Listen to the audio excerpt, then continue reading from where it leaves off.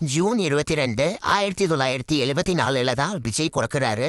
அதுக்கப்புறம் 10 வருஷம் கழிச்சு 1984 தன்னோட அப்பாவோட படமான வெற்றி அப்படிங்கிற படத்துல முதல் முறையா சைல்ட் ஆர்டிஸ்டா பிளே பண்றாரு. அதுதான் அவரோட ஃபர்ஸ்ட் மூவி. அதுக்கப்புறம் தன்னோட டீனேஜ்ல அண்ணாமலை படத்துல சூப்பர் ஸ்டாரோட ஆக்ஷன் சீனை அப்படியே தத்ரூபமா ஆக்டிங் பண்ணி காமிக்கிறாரு விஜய். அப்பதான் அவரோட அப்பாவுக்கு விஜயோட ஆக்டிங் பொட்டன்ஷியலை பத்தி ரொம்ப நல்லா தெரிய வருது. தன்னோட 18வது வயதுல 1992 வந்த நாளைய தீர்ப்பு அப்படிங்கிற படத்துல ஹீரோவா ஆக்ட் பண்றாரு. வெற்றிக்கான முதல் படி தோல்விங்கிற மாதிரி அந்த படம் மிகப்பெரிய ஃபிளாப்பை சந்திச்சிச்சு. அப்ப அவருக்கு ஹெல்ப் பண்ணாத ஆளுங்களே இல்ல. 1994 வந்த ரசிகன் அப்படிங்கிற படத்துல அவருக்கு இளைய தளபதி அப்படிங்கிற ஒரு நிக்நேம் வருது. அந்த படத்துல தான் அவரோட முதல் பாட்டை பாடி சிங்கிங்குள்ளேயே கொஞ்சம் கொஞ்சமா வர ஆரம்பிக்கிறாரு.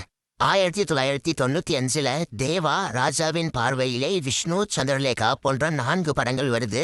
அதுல விஷ்ணு மூவில அவர் பாடின பாட்டுல தான் அவர் ஃபேமஸ் ஆகவே ஸ்டார்ட் ஆகுறாரு. 1996 கோயம்புத்தூர் மாப்பிள்ளை, பூவே உனக்காக, வசந்த வாசல், மாண்புமிகு மாணவன், செல்வா போன்ற 5 படங்கள் வருது. அதுல பூவே உனக்காக இந்த படம் தான் அவர் இத்தனை வருஷம் எதிர்பார்த்த சக்சஸ் கொடுக்குது. 1997 காதலுக்கு மரியாதைங்கிற படம் அன்றைய தமிழ்நாட்டின் முதலமைச்சரான கலைஞர் கையால அவருக்கு கலை மாமணிங்கிற அவார்டை வாங்கி தருது. அப்புறம் 1999 வந்த துல்லாத மனமும் துள்ளும் படம் ரொம்ப பெரிய பிளாக் பஸ்டர் ஆகுது.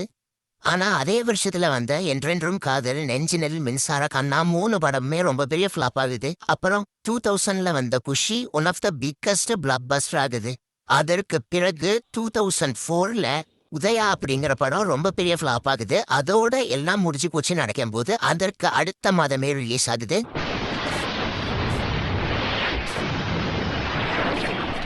அப்புறம் அதை தாண்டி 2012 வந்த நண்பன், துப்பாக்கி போன்ற படங்கள்லாம் ரொம்ப பெரிய பிளாக் பஸ்டர் ஆகுது.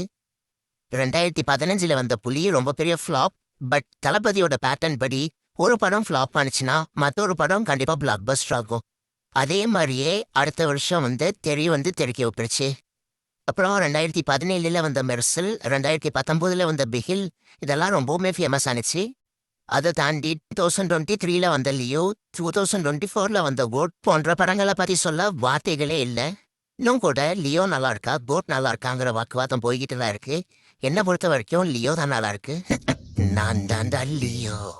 இது எல்லாத்தையும் தாண்டி தன்னுடைய கடைசி படம் அப்படின்னு அஃபிஷியலா சொல்லப்பட்ட ஜனநாயகன் பத்தி என்ன சொல்றதுன்னே எனக்கு தெரியல. ஏன்னா அந்த படத்துக்கு வராத பிரச்சனையே இல்ல, பிரச்சனைக்கு மேல பிரச்சனை வந்துகிட்டே இருக்கு. இதுக்கெல்லாம் காரணம் கண்டிப்பா தளபதி பாலிடிக்ஸ்குள்ள வந்ததுதான். ஆனா எது எப்படியோ கஷ்டப்பட்டு 2016 எலெக்ஷன்ல வின் பண்ணியாச்சு. அப்புறம் இதுதான் என்னோட ஃபர்ஸ்ட் வீடியோ. என்கிட்ட மைக்கில் அதான் மொபைல் யூஸ் பண்ணி ரெக்கார்ட் பண்றேன். அது வரைக்கும் இந்த வயசுலேயே கண்டினியூ பண்ணலாமா இல்லை இந்த வாய்ஸ் யூஸ் பண்ணலாமா அப்படிங்கிறத கண்டிப்பாக சொல்லுங்கள். அது மட்டும் இல்லாமல் இந்த வீடியோ உங்களுக்கு பிடிச்சிருந்தா கண்டிப்பாக சப்ஸ்கிரைப் பண்ணுங்கள். மறக்காமல் ஒரே ஒரு லைக் மட்டும் கொடுத்துட்டு போயிருங்க ப்ளீஸ்.